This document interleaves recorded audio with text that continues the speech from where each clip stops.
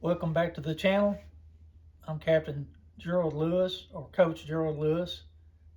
Went by both titles in school. I am currently a high school fishing coach.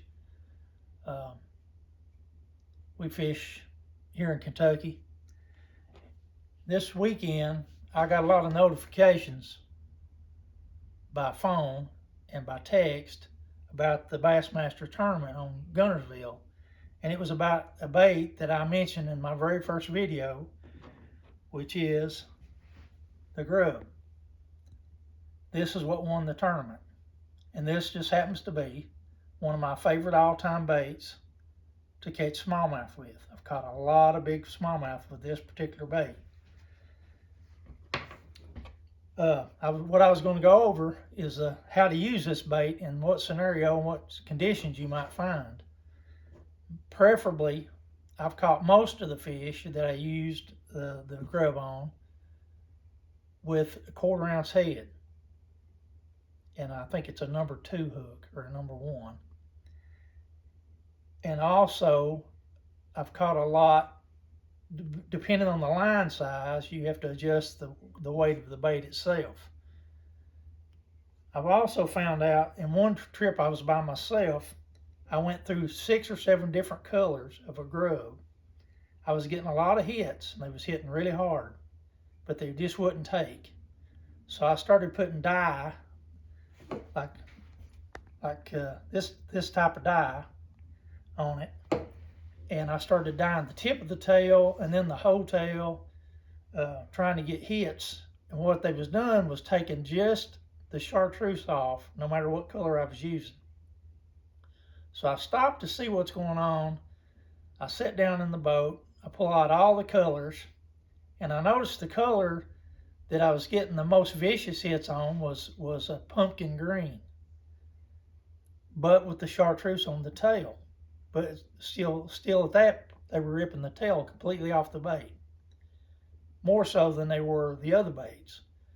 So as I'm sitting looking at it, trying to figure out how am I going to get these fish to hang on to this bait once they hit it, and then it came to me, dye the head of the body, this part of the body.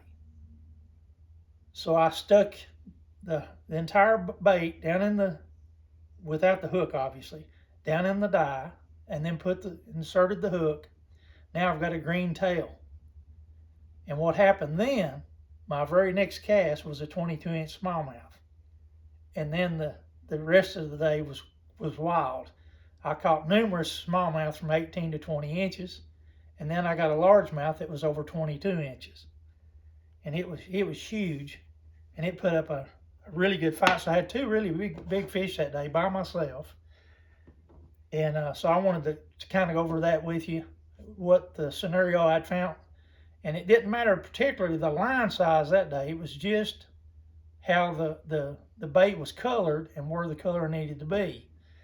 And once I figured that out, just by simply switching from here to here, it made a huge difference. So that's one of the things I had to do that particular day. I'm going to go over a few other baits with you, though. I was surprised. I'm going to get back to Hank Cherry winning on Guntersville with the grub. That's all he used, as far as I can understand. He caught all 20 keepers on that particular bait. He had 88 pound, 11 ounces. That's a heck of a trip for 4 days.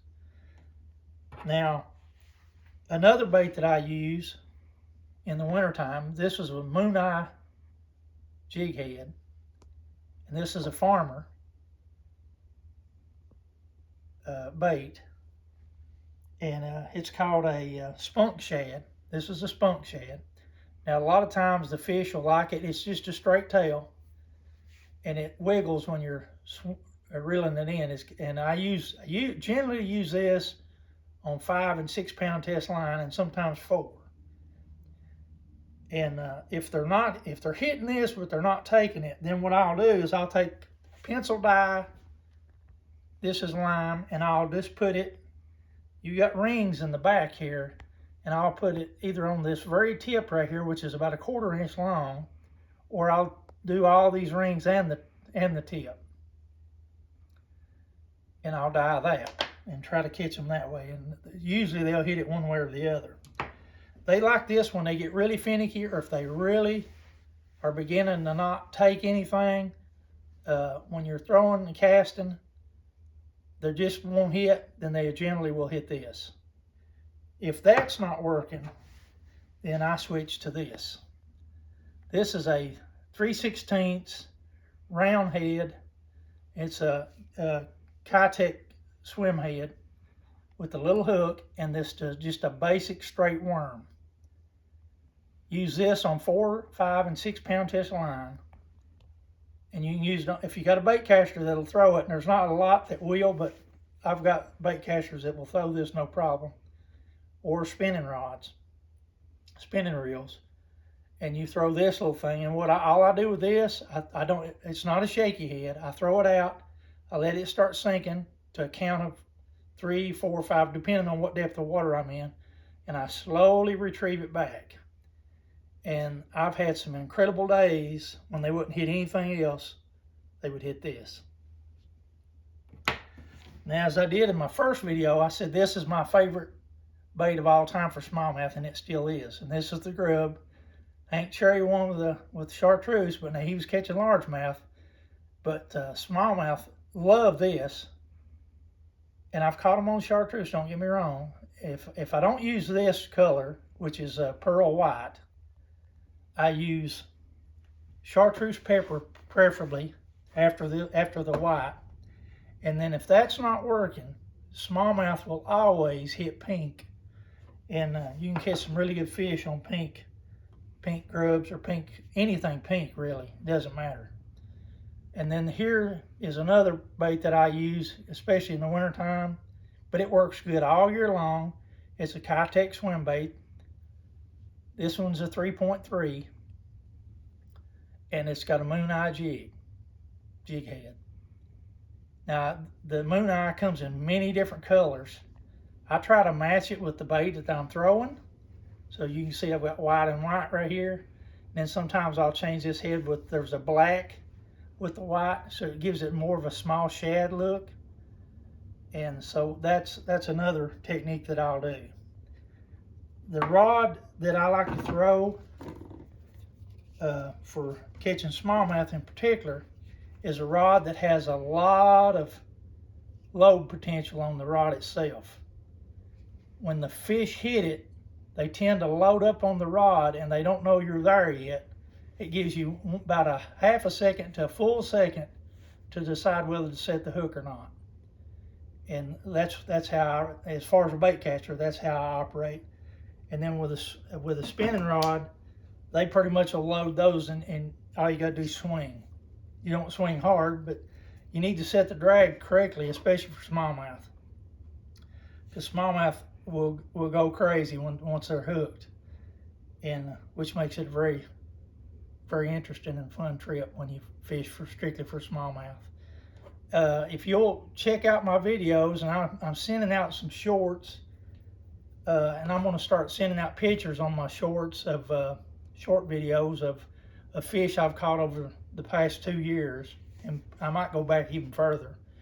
But I'm going to send out little short videos, probably 30 to 40 seconds, maybe a minute, and let you see what I've done over the past several years. There's some pretty good fish been caught, and I didn't take pictures of all the big fish I've caught, but I've caught quite a few. And by that I'm saying 5, 6, 7, 8, and I got a 9-pounder, 9-pound 1 ounce actually back in I think it was December. If it wasn't, it was November this past year. I'm hoping that you'll that the videos I'm doing will help you out in one way or another. Like I said in prior videos, it's not just fishing techniques that I'm going to talk about. It's going to be common sense things on the water. The last video I made was about a boat catching on fire on Lake Cumberland, and me giving them all the fire extinguishers I had, which I had 5 in my boat, and I keep one for each battery. And the poor guy, there's 2 guys in the boat, and they had 1 fire extinguisher. They were fully ablaze. It was 20 degrees. It was actually less than that when it was in the teens when I seen them. It wound up being in low 20s that day. I seen them about 11 o'clock. So it's like 18 degrees when I ran into this boat.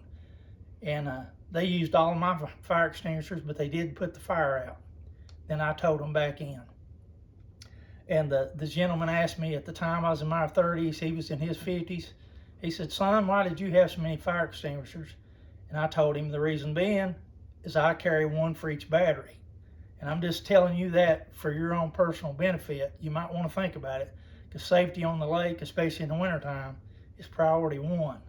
You not only do you want to go fishing, you want to come back in safely and have a great day in the process. Whether you catch fish or not, at least you're always learning. Thanks for watching the video. Please subscribe and like the video if you don't mind. It'll help me out. Thank you very much. Have a good day.